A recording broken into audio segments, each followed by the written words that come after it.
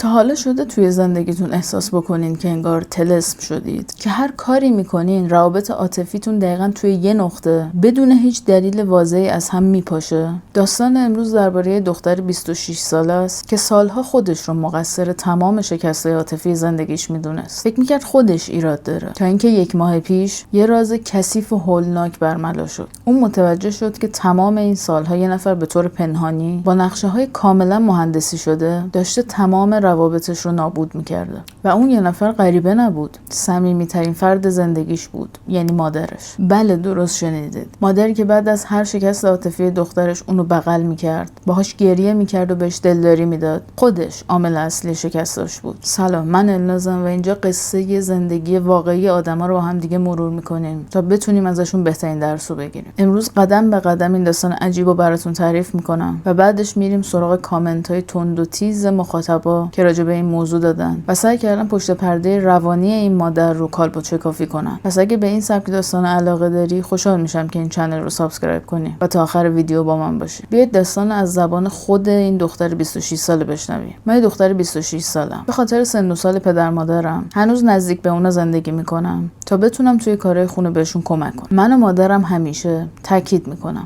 همیشه رابطه فوق‌العاده‌ای داشتیم. یعنی طوری بود که بزرگتر که می‌شدم، مادرم عملاً صمیمی‌ترین رفیق من بود. هر رازی داشتم بهش میگفتم، با هم خرید میرفتیم و همه چیز عالی بود. مادرم از بچگیم مدام یه جمله رو تو گوش من تکرار میکرد. میگفت دخترم، مردا در نهایت یه روزی میذارن میرن، اما این خانواده است که همیشه برات میمونه. من اون زمان بچه بودم و هیچ وقت فکر نمی‌کردم پشت این جمله به ظاهر دلسوزانه چه نیت تاریکی قایم شده. دختر در ادامه میگه توی این سالا من 3 تا رابطه عاطفی داشتم، اما عجیب ترین چیز این بود که هر 3 این رابطه ها دقیقاً به یک شکل تموم میشد. سناریو این بود: بعد از 1 سال یا 1 سال و نیم، پسری که باهاش بودم کم کم سرد میشد، سر چیزای کوچیک عصبی میشد. بعد بهم میگفت تو بیش از حد وابسته‌ای، توقعاتت بالاست، بودن با تو برام پر از استرسه، و در نهایت هم کات میکرد و میرفت. من سال خودم رو سرزنش میکردم، افسردگی گرفته بودم و با خودم میگفتم حتما من دختر بدیم یا من بلد نیستم که رابطه‌مو نگه دارم. و حدس بزنید که بعد از هر کاتم اولین نفری که میومد بالا سرم کی بود؟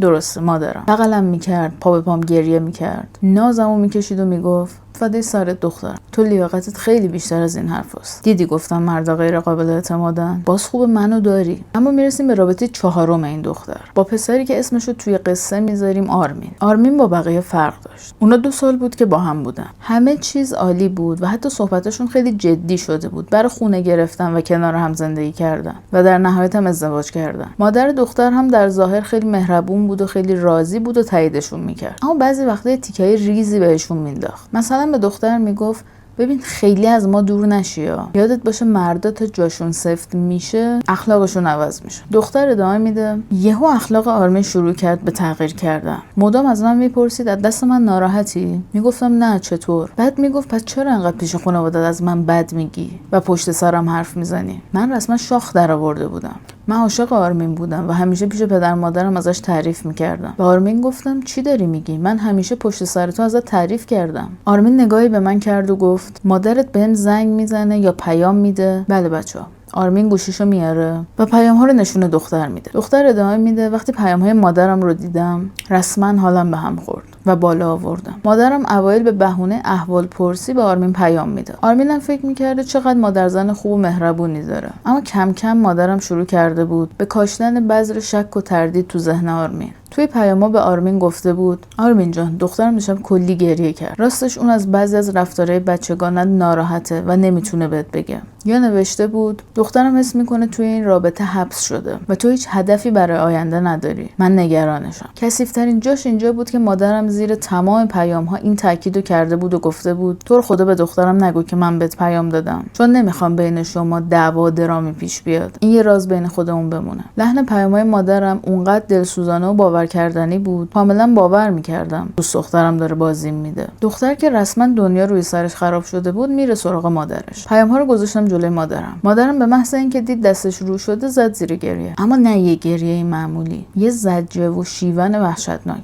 خودشو مظلوم جلوه داد و گفت من فقط میخواستم ازت محافظت کنم. مردا تهش ولت میکنن. من نمیخواستم تو هم مثل من تنها بمونی. من طاقت ندارم تنهایی تو رو ببینم. من نمیخوام تنها پیر بشم. اون لحظه فهمیدم مادرم یک خودخواه به تمام معناست. اون برای اینکه خودش تنها نمونه حاضر شده بود خوشبختی منو فدا کنه. اما قصه اینجا تموم نمیشه. یه شک بزرگ افتاد به جونم. مثلا اینکه برگشتم خونه یاد یکی از اکسای قدیمی افتادم، دوست پسرای قبلیم، و باهاش تماس گرفتم. بعد از یه مکالمه سخت و خجالت آور ازش پرسیدم زمانی که ما با هم بودیم مادرم به تو پیام داده بود؟ پشت تلفن کمی سکوت کرد و بعد گفت آره، مادرت مدام به من پیام میداد. میگفت تو داری دخترمو زجر میدی و اون خسته شده. فهمیدم مادرم سیستمش همین بوده. سالها به صورت کاملا نامحسوسی، طوری که پسرا اصلا شک نکنن، ایده های منفی رو تزریق میکرده توی سر اونا تا اونا خودشون کم کم خسته بشن و رابطه رو تموم کنن. دختر داستانش رو اینجوری تموم میکنه. من الان با مادرم حرف میزنم، اما هر بار نگاش میکنم تنم میلرزه. مادرم از خیلی جهات برام فداکاری کرده، برام مادری کرده، اما وقتی یه دون شبای میافتم که بعد از کات تو بغلش زار میزدم، تمام وجودم پر از نفرت و حالت تهوع میشه. من چطوری با این زن زندگی بکنم؟ خب بچه، حالا بیایم ببینیم کاربرایی که این قصه رو خوندن چه نظری راجع به این مادر دادن. البته بگم این مادر رو کلاً زدن تیکه پاره کردن. کاربر اول نوشته این زن یه مادر فداکار نیست، اون یه خودخواه منیت‌گراست. مخصوصا اون گریه‌ها زجه‌هایی که بعد از لو رفتن انجام داد، دلسوزی برای تو نبود. اون گریه یه کودک لجباز بود که مچشو گرفته بودن و حالا داشت با مظلوم نمایی گناهش رو میشست. اون عملاً بهت گفت من حاضرم تو تا آخر عمرت تنها و بدبخت باشی اما کنار من بمونی. این عشق مادری نیست، این اسارت خانوادگیه. کاربر دوم نوشته تنها راه نجات تو اینه،